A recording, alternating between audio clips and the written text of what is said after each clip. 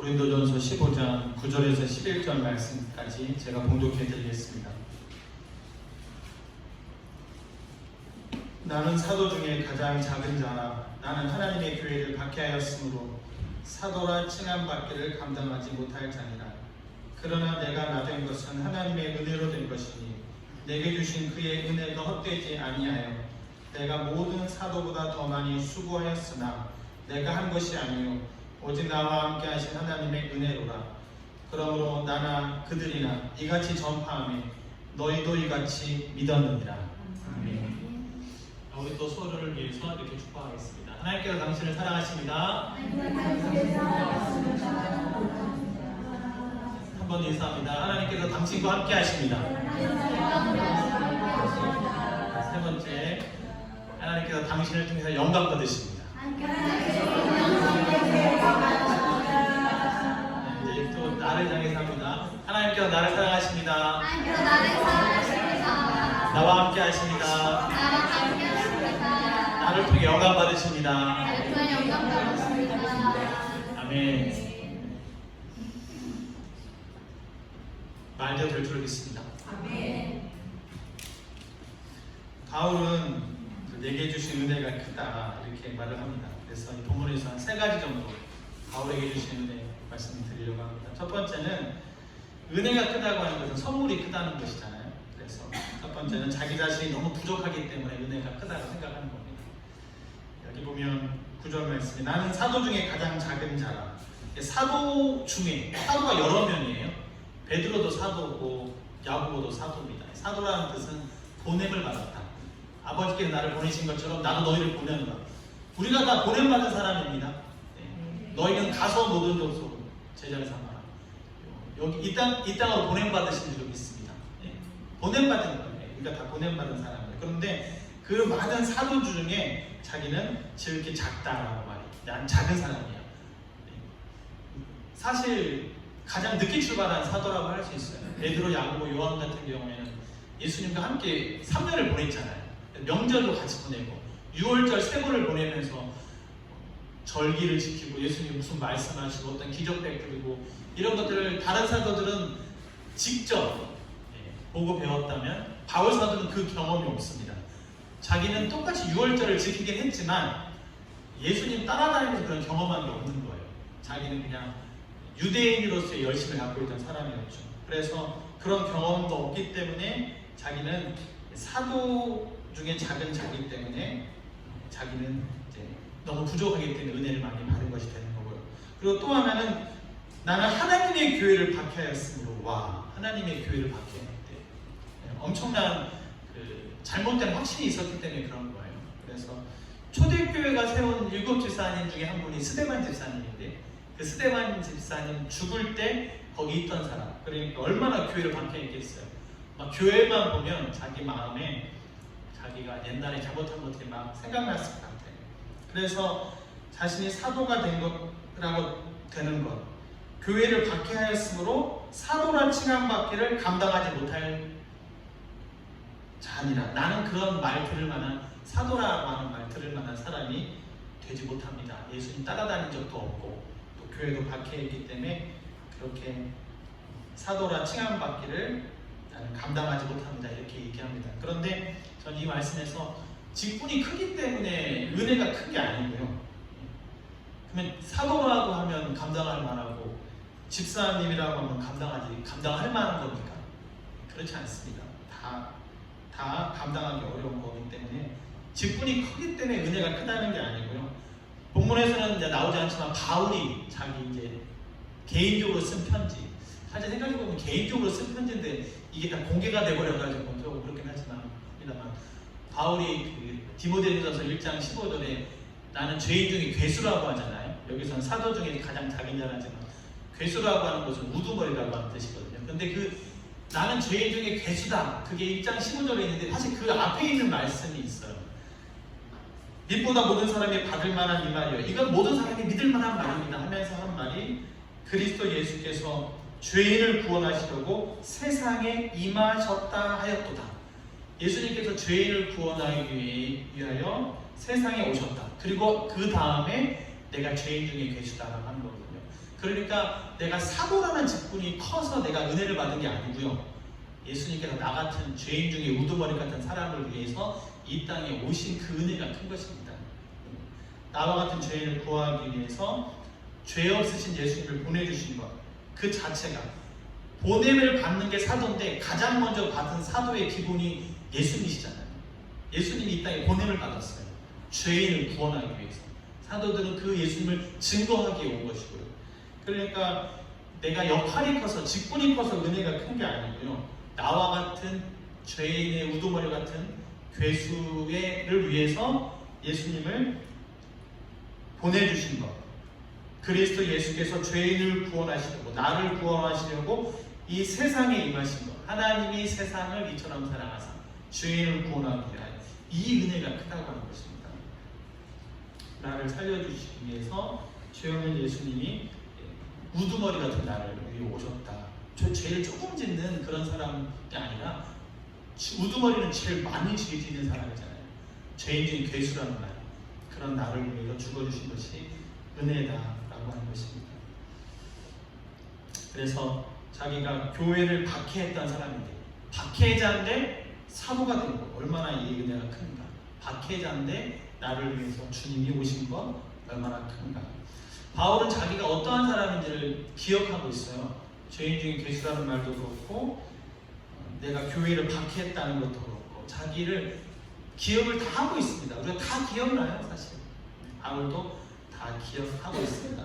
이런 걸 생각할 때 자기가 어떠한 사람인지를 알기 때문에 은혜가 크다라고 이렇게 고백을 하는 것이죠. 그래서 내가 알고 있는 것이 생각을 할 때마다 반대로 은혜가 크다 이렇게 그렇게 이어지게 되길 바랍니다. 내가 죄인 중에 괴수고 교회를 박해했던 사람이라는 걸 알면 알수록 내게 주신 은혜가 얼마나 큰가 그렇게 알게 되는 그 은혜가 너무 크다 이렇게 고백하는, 우리에게 주신 은혜가 크다고 고백하는 저와 여러분 되기를 바랍니다.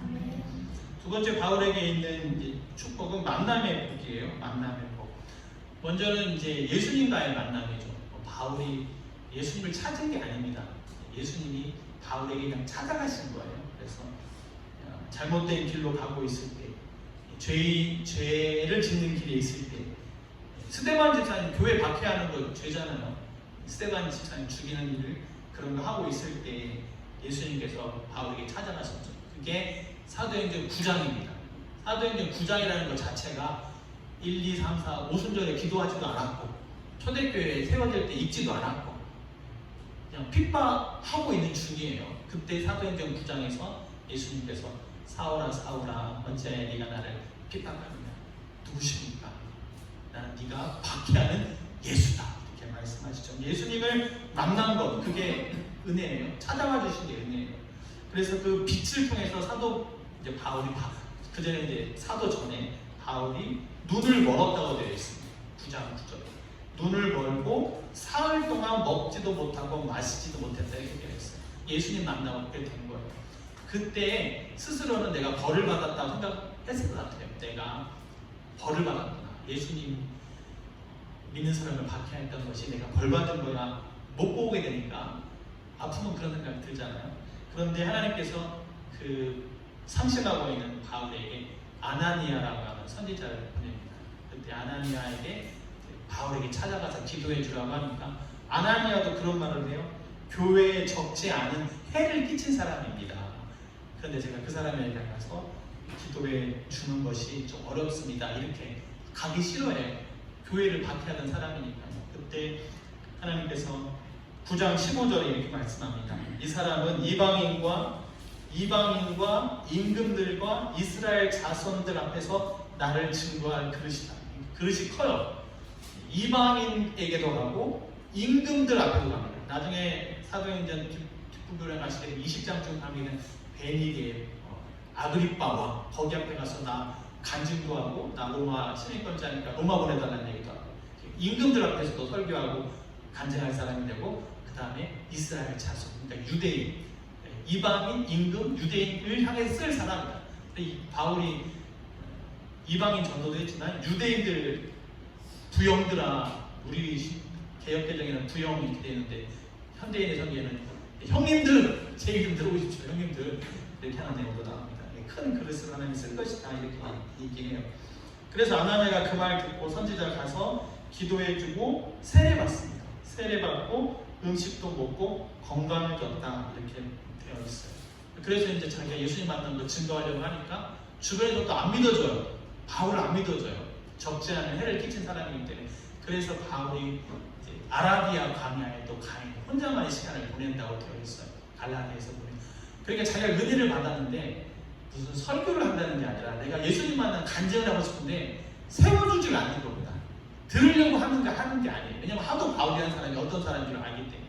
바리새인이고 유대인이니까 이제 바울을 인정해주지 않는 그런 상황 속에서 있다가 그 바울이 고향으로 가 있을 때, 다소라고 하는 고향에 가 있을 때 그 바울을 찾아간 사람이 바나바입니다. 바나바가 바울이 있는 고향 다소까지 가서 우리 같이 유대인들이 안 받아들이니까 저 안디옥 교회 가서 가르치자. 바울이 그래도 율법에는 잘 아는 사람이잖아요. 율법을 알고 예수님을 알았으니 얼마나 이 복음이 크겠습니까? 그래서 아나니아 예수님 만나고 아나니아 만나고 바나바 만나고 그래서 1차 전도 여행을 가죠. 근데 1차 전도 여행하고 헤어져요. 근데 그 다음에 만난 사람이 디모데 그리고 실라 이런 사람 만납니다. 만남의 축복이에요. 고린도전서는 바울이 에베소에 있을 때 썼어요. 에베소에 갈 때는 3차 전도 여행을 썼습니다. 그러면 이 고린도는 에베소는 아시아고 고린도는 마게도니아 오늘날의 그리스. 누가 편지 갖다 줍니까? 디도가 갖다 줍니다. 다 성경에 나오는 이야기고요. 그러면 그걸 해주는 사람을 만났다는 게 바울에게서는 만남의 축복이 되는 거예요. 그러니까 사역이 여기 보시면 10절 말씀에 모든 사도보다 더 많이 수고했다고 했잖아요. 바울이 혼자 하는 게 아니라 이 만남이 사역을 계속 이어가게 할 겁니다. 바나바를 만나서 1차 전도여행을 가고 디모데와 실라를 만나서 2차 전도여행을 가고 또 고린도에서 만난 부부 브리스길라와 아굴라. 브리스길라가 부인입니다. 아굴라가 남편이에요. 브리스길라와 아굴라를 고린도에서 만나고 이러한 만남이 더 많이 수고했다는 건 일이 많다는 거거든요. 일이 많을 수 있는 것. 그게 다 좋은 만남을 통해서 사역이 이어졌다고 하는 거예요. 만남을 통해서 사역이 풍성해지고 다른 사도들이 유대 땅에 있을 때 예루살렘 중심으로 있을 때 자신은 그런 사람들을 만나니까 아시아도 가고 유럽도 가고 유럽이 이제 빌립보, 고린도, 마게도도 다 거기 그런 만남을 통해서 이런 사역들이 이루어지게 된 것이죠. 그래서 더 많이 수고했다고 하는 것은 동역자들이 있었기에 가능했다라고 하는 거예요. 더 많이 수고하고 싶어도 사역을 같이 할 사람이 없으면 같이 못해요. 그리고 아까도 말씀드린 것처럼 누가 세워줘야 됩니다. 바나바 같은 사람은 원래 이미 그 공동체 안에서 권위가 있는 사람, 성령이 충만하고 그런 권위가 있는 사람이었어요. 바나바가 바울을 데리고 같이 사역을 했던 것이죠. 그래서 바울에게 있는 이 두 번째 은혜는 만남의 은혜였다. 그 만남의 은혜가 더 많이 수고하게 되었다라고 하는 것입니다. 그래서 우리도 좋은 만남 가운데 있는 줄로 믿습니다. 또 좋은 만남을 통해서 사역이 계속 1, 2차, 3차 그 계획으로 한 게 아니라 이 만남이 그 사역을 이어가는 것입니다. 우리 가운데도 하나님께서 보내주시는 좋은 만남이 있기를 바랍니다. 세 번째 바울에게 주신 은혜는요. 결론이 무엇입니까? 자, 하나님 나 같은 사람 박해하는 사람을 사도라 불러주셨다. 와 감사하네요. 두 번째 좋은 만남을 주셔서 더 많이 수고하게 했다. 좋은 만남을 주셨다. 그래서 결론이 어떻게 돼야 될 것 같아요? 그래서 좋은 만남을 가지고 우리가 즐겁게 지냈다. 이렇게 끝나면 안 되겠죠. 결론은 11절. 너희도 이같이 믿었느니라. 할렐루야. 믿는 사람이 이겼다는 거예요. 좋은 만남 사역 많이 해서 뭐 하자고요? 믿는 사람 많이 생기는 것입니다. 나는 바울을 말하고 그들은 앞에 있는 5절 베드로나 12제자 500의 형제 그들도 전파했어. 내가 전파한 거나 다른 예수님의 제자들 이 전파한 거나 같다. 그래서 너희가 이렇게 믿게 되었다. 너희는 고린도 교회, 이방인 교회를 말하는 것입니다. 믿는 자가 생기는 것, 고린도 지역 안에 가정교회가 생긴 것, 이것이 결론이 되는 거예요. 우리가 하나님의 은혜가 우리 가운데 임하여서 우리가 뭐 직분을 받은 것도, 내가 구원을 받은 것도, 좋은 만남이 이루어진 것도 끝에 가서는 우리끼리 재밌다가 아니라 믿는 사람이 생기는, 구원받는 사람이 생기는 것, 사람이 세워지고 교회가 세워지는 것이 되어야 될 줄로 믿습니다. 이 일은 쉽게 된 것은 아니에요. 아까 제가 9장 15절 말씀드려가지고 사도행전 9장 15절에 너는 이방인과 임금들과 이스라엘 자손에 위한 그릇이다, 그것만 있지 않아요. 9장 16절이 저는 더 중요하고 이런 것을 알고 해야 된다고 생각해요. 9장 16절에 그가 내 이름을 위하여 얼마나 고난을 받아야 할 것을 내가 그에게 보이리라. 15절에서는 이방인을 위한 택한 그릇이고 9장 15절에서 16절 바로 밑에는 사도행전. 네, 사도행전. 네, 사도행 왔다 갔다 하고 있어요. 그래서 예수님 만난 장이 9장이거든요. 이방인을 위한 그릇이다 말한 데가 9장이에요. 9장 16절에 그가 내 이름을 위하여 얼마나 고난을 받아야 할 것을 내가 그에게 보이리라. 그러니까 바울의 삶 가운데는 고난이 기다리고 있는 것입니다. 어려움이 있는 것이죠. 15장 31절 말씀 우리가 이제 잘 알죠. 나는 날마다 죽노라. 15장 31절. 우리가 15장 31절을 사람들은 좀 이렇게 다양하게 해석을 해서 내가 참는다 이렇게 생각하거나 내가 위생한다 이렇게 생각하시는데, 사실 여기서 말하는 나는 날마다 죽노라는 말은 날마다 죽을 것 같은 위협을 느낀다는 겁니다. 바울이 그걸 말하는, 실제로 죽을 것 같은 마음을, 상황을 느끼는 걸 말하는 것입니다. 바울이 좋은 사람 만나서 전도여행 다닐 때 다 쉽지만 않았습니다. 사도행전 17장 32절에 바울이 데살로니가에 갔을 때 부활에 대해 이야기하니까 사람들이 바울을 조롱하기도 했어요. 여러분, 이방인에게 가서 예수 전하면 잘 믿을 것 같습니까? 유대인에게 가서 예수 전하면 유대인들은 잘 받아줄 것 같으세요? 사도행전 21장 31절에 유대인은 바울이 성전을 더럽혔다고 해서 내가 바울을 우리들이 바울을 죽이잖아요. 같은 유대인으로서 율법을 어겼다 이거예요. 이방인들과 만나고 이방인들이 식사하고, 유대인에게 가서 율도 핍박받고, 이방인은 또 이방인대로 자기 신들이 있을 거 아닙니까? 자기들의 문화가 있고. 그래서 양쪽으로 다 고난받았던 그런 바울이었다라고 하는 거예요. 그래서 그 믿게 하는 게까지, 우리는 여기서는 너희가 이같이 믿었는지 아니냐 간단한 것 같지만 이 동역자들과의 삶 가운데 고난이 있었다고 하는 것이죠. 이런 고난받는 모습은 예수님을 생각하게 합니다. 예수님이 고난받는 종이셨죠. 예수님도 우리로 하여금 하나님을 믿고 예수님을 믿도록 하기 위해서 고난받으셨어요.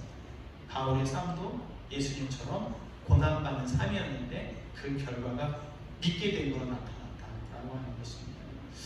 그래서 우리가 이제 은혜가 충만해서 내 안에 은혜를 가다듬고 있는 것이 아니라 그 은혜가 믿게 하는 것으로 흘러가야 되는 것이고, 그리고 그 고난을 감당하고 이 어려움을 극복하는 힘이 무엇인가? 첫 번째는 은혜겠죠. 내게 주신 은혜가 커서 사도라 부름밖에 감당하지 못하고 나를 위해 누구를 예수님을 보내주시고, 이것이 있는데요. 그보다도 더 큰 것은, 물론 그것이 있죠. 이 본문 안에서. 근데 그보다 더 큰 것은 이 고린도서 15장 자체가 부활에 관한 얘기예요. 58절까지가 다 부활에 관한 얘기예요. 무엇이 사도 바울로 하여금 그 어려운 가운데서도 그렇게 포기하지 않고 계속 이렇게 복음을 전하는 삶을 살 수 있었을까? 부활이 있었기 때문입니다.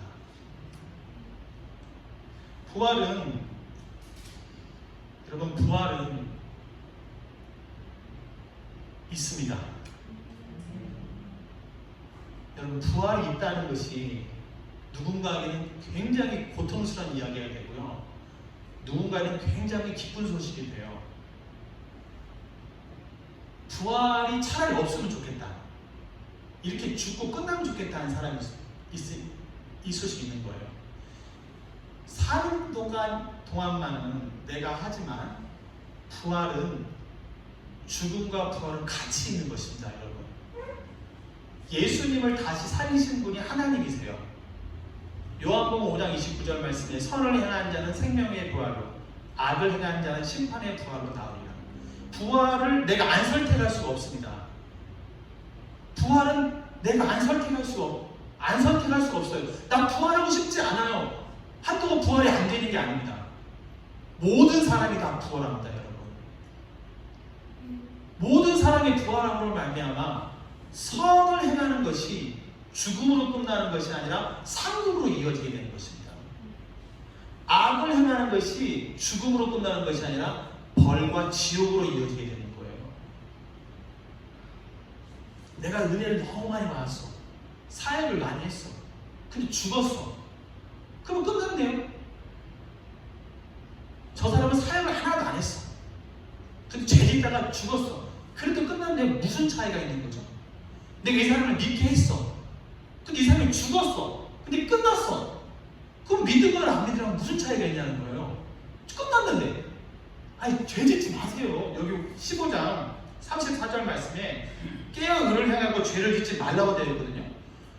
아니, 죄 져도 죽으면 끝나니까 죄 안 지은 사람에 비해서 별로 억울하고 미안한 게 없다니까요. 왜냐면 죽으면 끝났으니까.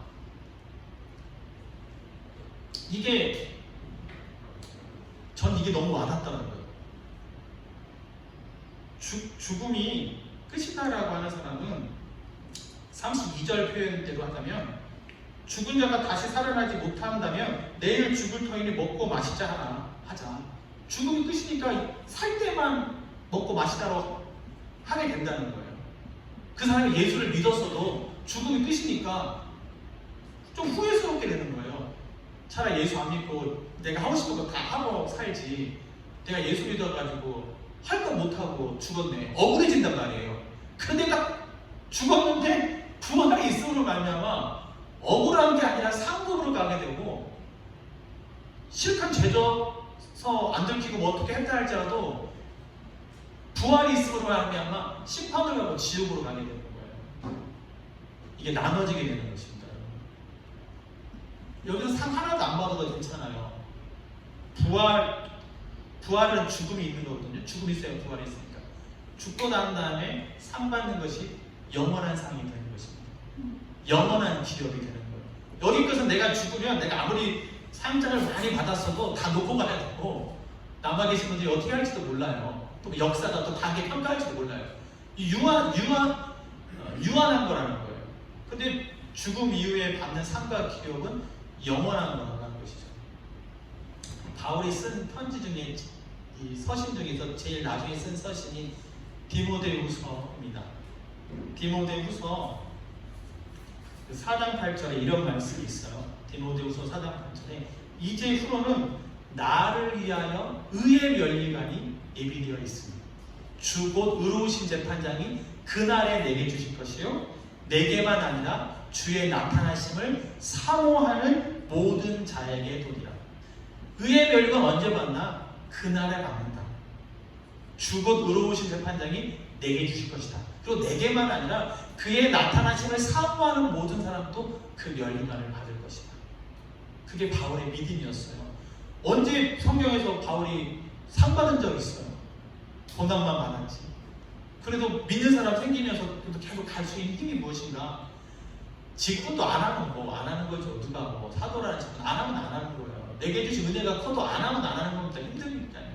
그런데 부활에 있어서 영원한 것, 내 썩을 것이 썩지 아니한 영원한 것을 받는 것이 있다고 하니까, 그럼 내가 그때 사도행전 9장에서 만났던 그 예수님 내가 다시 만나면서 상급과 면류관뿐만 아니라 칭찬과 안식을 얻을 수 있게 됩니다.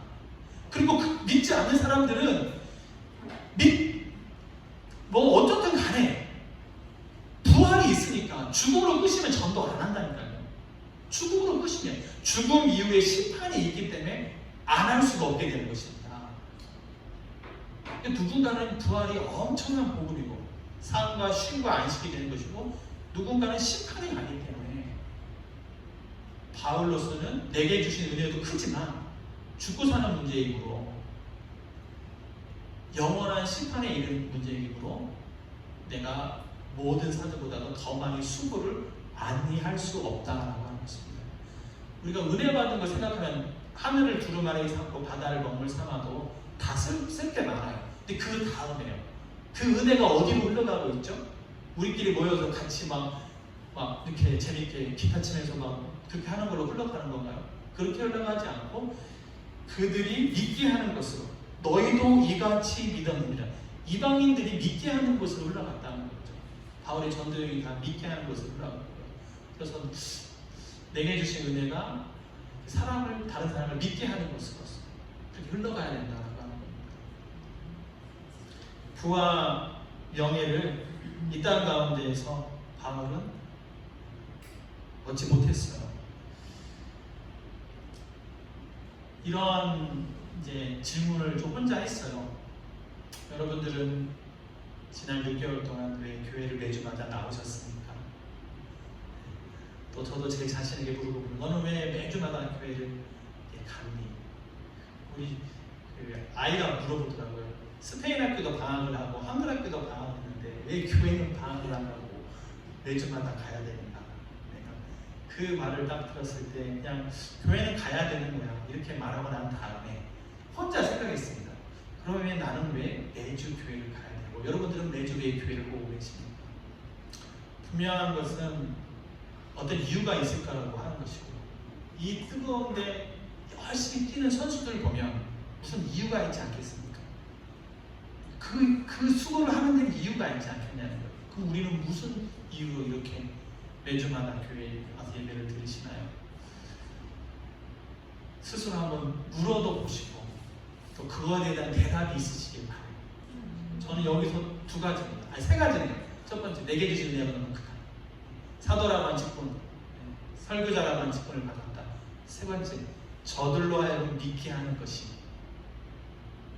나중에 천국 앞에 주님 앞에 갔을 때 주님께 하나님께서 나에게 부르시고 은혜 주신 것에 대해서 10절에 나오죠. 내가 나 된 것은 하나님의 은혜로 된 것이니 내게 주신 그의 은혜가 헛되지 아니하며 내게 주신 은혜가 헛되지 않다라고 하는 것을 주님 앞에 말하는 시간이 올 때에 그럼 나는 이 살아 숨쉬는 동안을 은혜가 헛되지 않게 보내야 되는 것이죠.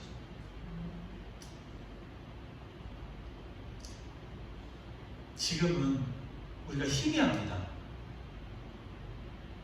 저는 제 자신에게 묻습니다. 너는 알곡이니? 아니면 쭉정이니? 교회 안에는 알곡과 쭉정이가 다 있다고 되어 있어요.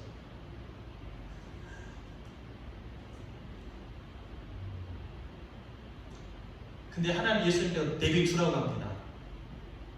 쭉정이 뽑다가 알곡이 다친다고요. 저는 묻죠. 내가 누가 알곡이고 쭉정인지 잘 모릅니다. 여러분들은 제가 알곡같이 보이십니까? 학교 다니고 시간이 지나면 다 설교할 수 있는 목사 안수 다 줍니다. 주려고 해요. 교단마다. 그것으로서 내가 알곡인가? 지금은 희미합니다. 그러나 그날이 되면 죽음과 부활은 같이 가요. 십자가와 부활이 같이 있는 겁니다. 그러면 부활의 때 주님 앞에 갔을 때는 모든 것이 밝게 드러난다가 나는 알곡이었는지 축정이었는지 너는 왜 주의를 지켰는지 부와 명예 때문인지 어떤 이유 때문인지가 나중에 다 드러나게 되는 거예요. 그러니까 이게 부활이 누군가는 빨리 부활이 와서 내 속에 있는 것이 내 진심이 드러나길 바라는 사람이 있을 것이고 누구는 부활이 있으면 안 돼요. 그냥 요 정도에서 다 마치기를 다 죽고 끝나잖아요. 우리는 어떤 신앙을 갖고 있냐고 하는 거죠. 그래서 한편은 이게 너무 기쁘기도 해요. 나는 세상에 감당 못해. 나는 내게 주신 은혜가 그의 은혜가 헛되지 않게 하려고 하기 때문에 다른 것으로도 나를 못 이겨. 세상이 나를 감당 못하는 거예요. 은혜가 너무 크기 때문에. 내가 교회를 받게 하는 사람이고 내가 사도나 칭함받기를 감당하지 못하고 난 예수님 따라다니는 적도 없는데 그게 너무 크니까 세상이 나를 감당하지 못하는 얼마나 복음이며 두 번째는 영원한 것이 있어. 다 이 땅의 것을 가지고 살다가 죽음에서 다 끝나요. 근데 영원한 나라, 심판, 상급, 안식, 사라지지 않는 혼인잔치, 달란트 비유, 이 모든 것이 있다고 하니까 빨리 죽고 싶지만, 빨리 부활에 이르고 싶지만, 살아있는 동안은 견고하며 흔들리지 말며 주의 일에 더 힘쓰는 자들이 되고 싶은 것이죠. 이게 15장 58절 부활장의 결론이 58절입니다. 그러므로 내 사랑하는 형제들아 견실하며 흔들리지 말고 항상 주의 일에 더 힘쓰는 자들이 되라. 이는 너희 수고가 주 안에서 헛되지 않음을 내가 안다. 바울이 바보가 아닌 거예요. 이렇게 하는 데는 이유가 있는 거예요. 여러분들은 어떤 이유를 가지고 계십니까? 저는 이 부활은 주님의 영역이지만 일단은 내게 주신 은혜가 너무 크다고 생각해요. 6개월을 지나왔습니다. 6개월. 그 다음 주는 7월 첫주, 맥주 감사주. 6개월을 지나온 것에 대해서 너무 감사한 거예요. 그것이 다 좋은 사람들, 동역자를 만나서 사역도 이어지게 된 것이고 이미 은혜가 큰 것이고 이 안에서 우리 안에서 믿는 사람들이 계속적으로 생기게 되기를 바랍니다. 아이들은 감정 때문에도 많이 울어요. 아이들이 막 예수님 십자가에 못 박히고 막 울어요. 감정처럼. 그러나 말씀에 세워지고 믿는 사람이 생겨야 되는 거죠. 우리 안에 믿는 사람이 생겨야 되는 거예요. 그런 일이 생기면 좋겠습니다. 그래서 우리에게 주신 그의 은혜, 바울에게 주신 그의 은혜가 헛되지 않다는 것을 하나님께 올려드릴 수 있는 저와 여러분들이 되기를 바랍니다. 같이 기도하겠습니다. 내게 주신 은혜가 어디로 흘러가고 있는가? 결과는 그들이 믿게 되는 것으로 흘러가는 것입니다. 주님 한번 같이 부르고 은혜가 크기 때문에 수고도 또 어려움도 다 극복할 수 있습니다. 바울도 예수님도 그러했던 것처럼 우리 주님 한번 부르고 이러한 삶으로 흘러가게 해달라고 같이 통성으로 기도하겠습니다. 주여